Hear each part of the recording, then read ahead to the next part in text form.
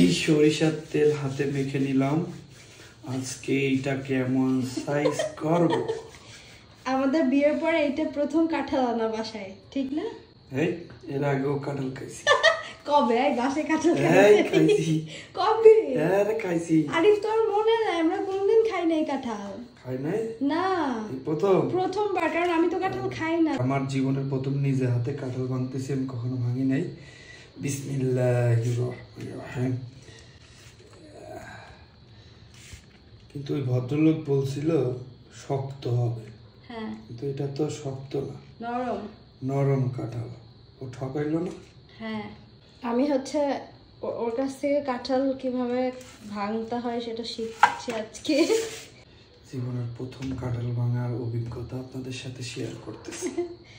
আমিও শিখছি কিভাবে জানি ভাঙে, বুঝছো? হ্যাঁ, যেরকম পারি সেরকম ভাঙছি।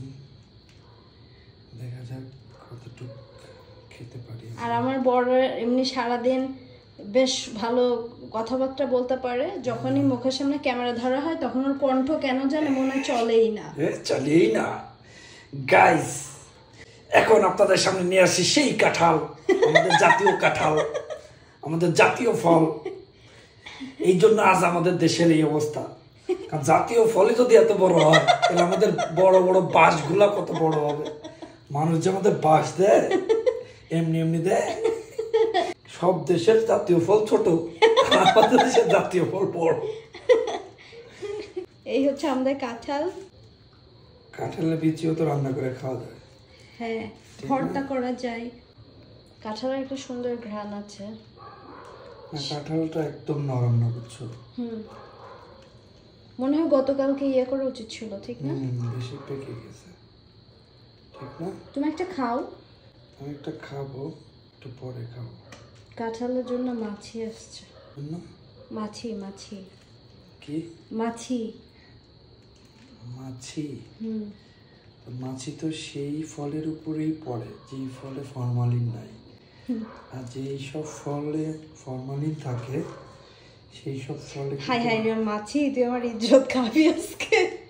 সব ভেঙে ফেলবো? হ্যাঁ, ভাঙো, বক্স করে এসে ফ্রিজে রাখি।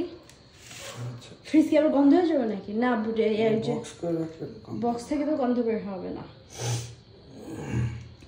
তো আজকে আপনাদের সাথে জাস্ট শেয়ার করা আর কি, জীবনের প্রথম কাঁঠাল ভাঙার অভিজ্ঞতা কেমন হয়। ঠিক আছে? আর আপনারা অবশ্যই কাঁঠাল ভাঙার আগে একটু সরিষার তেল মাইখে নেবেন। আর আমি কিন্তু আরিফের কাছ থেকে আজকে শিখলাম, আমি কোনোদিন কাঁঠাল কিভাবে ভাঙে এটা আমি জানি না আসলে। তো ওর ভাঙা ঠিকঠাক আছে নাকি আমি একটু কনফিউজ। আপনারা অবশ্যই কমেন্ট করে জানাবেন যে আসলে ঠিক আছে কিনা। না, এটা সত্যি, আমিও জীবনের ফার্স্ট কাঁঠাল ভেঙে দেখলাম আসলে। মানে আমার ওস্তাদেরই প্রথম অভিজ্ঞতা। হ্যাঁ, এটা সত্যি। অনেক রাত হয়ে গেছে, তারপরে গাইস আপনাদের জন্য। কয়টা বাজে এখন? এখন বাজে প্রায় 2:30 হবে। রাত 2:30 কিন্তু এখন। হ্যাঁ, আরো লাগবে। আচ্ছা শোনো, ভিডিও শেষ করবো, তুমি একটা কাঁঠাল খেয়ে একটু বলো কেমন খেতে হয়। খেয়ে দেখি। হ্যাঁ, বিসমিল্লাহ। মিষ্টি আছে সত্যি? না, টক। মিথ্যা কথা, কাঁঠাল টক হয়? হ্যাঁ, অনেক টক। সত্যি তো? সত্যি?